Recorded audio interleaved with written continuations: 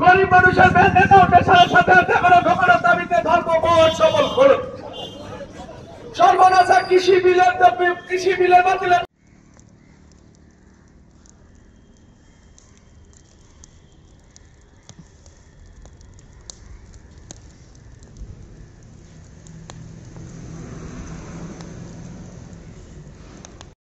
ডাকতে বাধ্য হয়েছে, কারণ দেশের মানুষের দেয়ালে পিঠ থেকেছে। আজকে দেশের মানুষের 2 কোটি মানুষের চাকরি চলে গেছে, কিন্তু আপনি হয়তো ভাবছেন বামপন্থীরা এই ধর্মঘট থেকে ভুল করেছে। কিন্তু আপনাদের কাছে আবেদন, যারা রাস্তাঘাটে বেরিয়েছেন তাদের কাছে আবেদন, এই অত্যাবশ্যকীয় পণ্য আইন তুলে দিয়ে 45 টাকার আলু আর 80 টাকার পেঁয়াজ খাচ্ছে যে সরকার, প্রতিবাদ ছাড়া আমাদের আর কি করার আছে?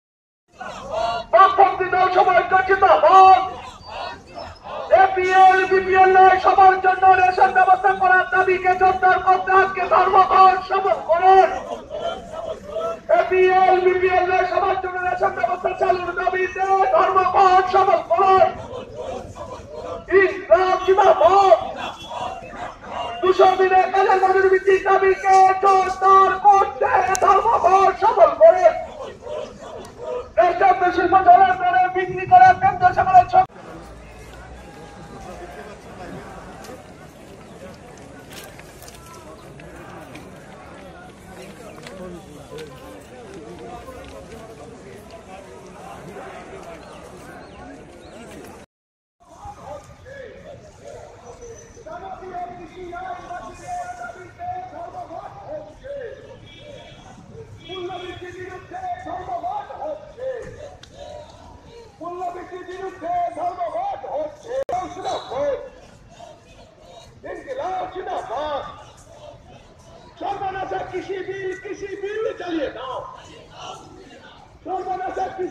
কৃষি বিল চালিয়ে দাও, সর্বনাশা সবক সম আইন চালিয়ে দাও, পুড়িয়ে সর্বনাশা কৃষি বিল সম আইনের বিরুদ্ধে আজকের ধর্মঘট হচ্ছে হবে, মূল্যবৃদ্ধির বিরুদ্ধে আজকের ধর্মঘট হচ্ছে হবে। এই ধর্মঘটের সমস্ত মানুষ দেখো, কেন্দ্র সরকারের জনপ্রতিনিধির বিরুদ্ধে ধর্মঘট ধর্মঘট ধর্মঘট সফল করুন, মূল্যবৃদ্ধির বিরুদ্ধে আজকের ধর্মঘট সফল করুন। ইনকিলাব জিন্দাবাদ, লাল ঝান্ডা কার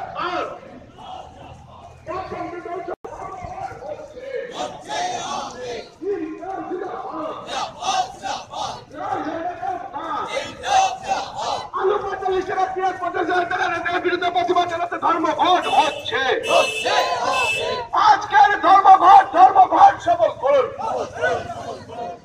আলু 45 টাকা পেঁয়াজ প্যাসেঞ্জারের বিরুদ্ধে প্রতিবাদ জানাতে ধর্মঘট, পেট্রোলিয়াম দ্রব্যের বিরুদ্ধে দাম বৃদ্ধির বিরুদ্ধে ধর্মঘট হচ্ছে।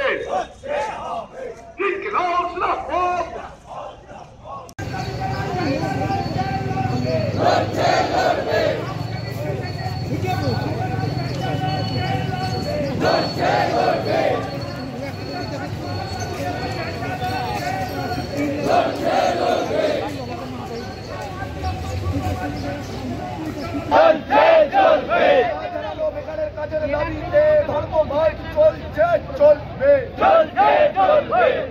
কাজের দাবিতে ধর্মঘট চলছে চলবে, বাইরে থাকা সব মানুষকে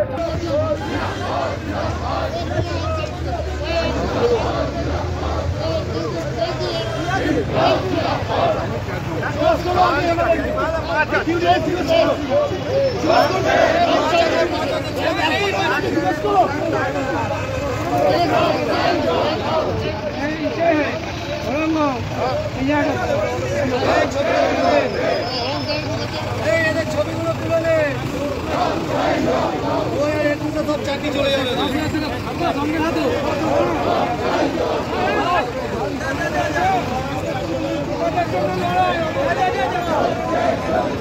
আগামী দিন ক্ষোভ প্রকাশ করতে হবে না, বাধ্যতামূলক ভাবে আইনগত ভাবে আপনি দাবি করতে পারবেন না। আপনি স্যাটে গিয়ে মামলা করেন, কিন্তু মামলার সুযোগ আপনি পাবেন না। অত্যাবশ্যকীয় পণ্যর দাম বাড়লে দিয়ে বাড়ে, আর অত্যাবশ্যকীয় পণ্য বলে যদি কোনো পণ্য না থাকে তাহলে সেই পণ্যের যদি দাম বাড়ে আপনি কপাল খুঁটলেও আপনার পরিবারকে নিয়ে রাস্তায় দাঁড়ালেও আপনি বিয়ের দাবি করতে পারবেন না। তাই সহযোগিতা চাই এই ধর্মঘটকে সফল করার জন্য। এখনো পর্যন্ত আমাদের কাছে যা খবর আছে, আজকে সারা দেশব্যাপী এই ধর্মঘটে মানুষ সামিল হয়েছেন। বলা হয়েছিল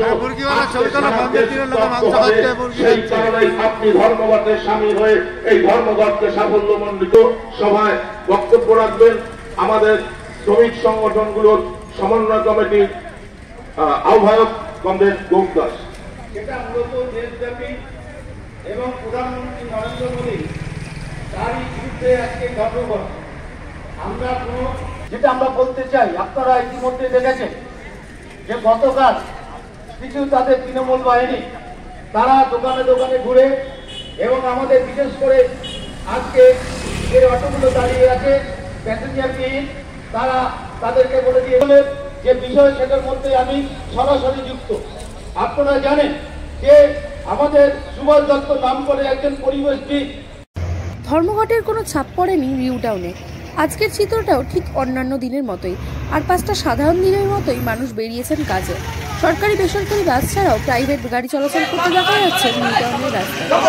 বামেদের ডাকা বন্ধের জেরে নিউ টাউনের গৌরাঙ্গনগর অটো স্ট্যান্ডে রাস্তায় গাছের গুঁড়ি জ্বালিয়ে চলছে বিক্ষোভ। গাড়ি আসলে ঘুরিয়ে দেওয়া হচ্ছে তাকে।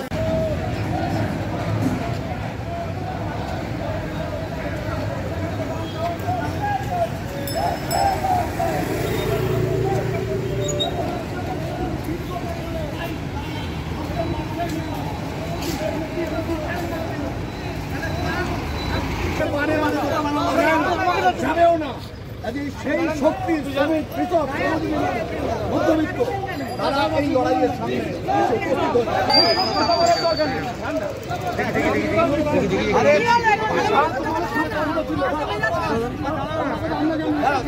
7 মাস সব বন্ধ ছিল। আজকে একটা ক্যামেরার দিকে আপনাকেও বলবো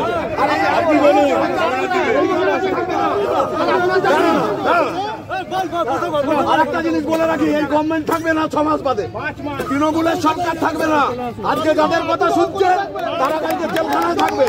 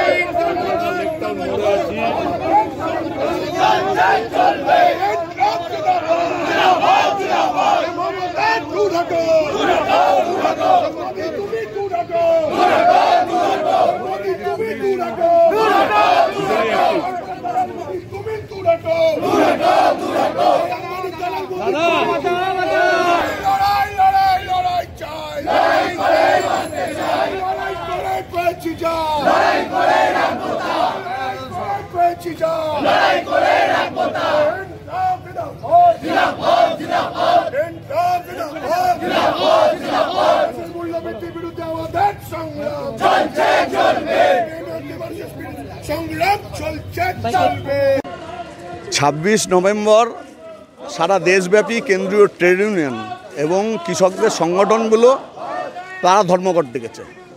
মোদী সরকারের একটার পর একটা নীতি শ্রমজীবী মানুষ, শ্রমিক, কৃষক, মধ্যবিত্ত লোক তাকে দেওয়ালে পিঠ ঠেকিয়ে দিয়েছে। অস্বাভাবিক জিনিসপত্রের দাম, 14 কোটি লোকের কাজ চলে গিয়েছে। যারা কাজ করছে তারা 50%, কেউ 60% ওয়েজ কাট হচ্ছে, এত কম টাকা মাইনে পাচ্ছে। আমরা যা দাবি করেছিলাম যে এই যে অস্বাভাবিক পরিস্থিতিতে প্রায় 7 মাস ধরে লকডাউনের নামে স্ট্রাইক চাপালো সরকার, এ তো মানুষ বন্ধ করেনি তার রুটি রুজি। তাহলে সরকার যখন এতটা বন্ধ করলো, তাহলে সরকারের দায়িত্ব তাদেরকে ফিট করা, খাওয়ানো, তাদের টাকার যোগান দেওয়া। কিন্তু সরকারের কোনোটাই করলো না, মিথ্যে কথা বললো। মানে একটা সিরিয়াল লায়ার হচ্ছে দেশের প্রধানমন্ত্রী নরেন্দ্র মোদী, আর তার যোগ্য সাগরেদ হচ্ছে এই রাজ্যে মমতা বন্দ্যোপাধ্যায়। এরা সিরিয়াল লায়ার, মানুষকে বোকা বানানোর চেষ্টা করলো। দুটো প্রকল্প, 20 লাখ কোটি টাকার প্রকল্প, 2000 টাকা একটা লোক পায়নি। এই যে আপনাদের বলছি, আপনারা পেয়েছেন, কেউ পাননি। তাহলে মানুষ যখন বিপর্যস্ত অবস্থার মধ্যে এলো, তখন সরকারের যে ভূমিকা থাকার দরকার তা করলো না। উপরন্তু ব্যাংক, বিমা, রেল, খনি, প্রতিরক্ষা, জঙ্গল সব প্রাইভেটের হাতে তুলে দিচ্ছে।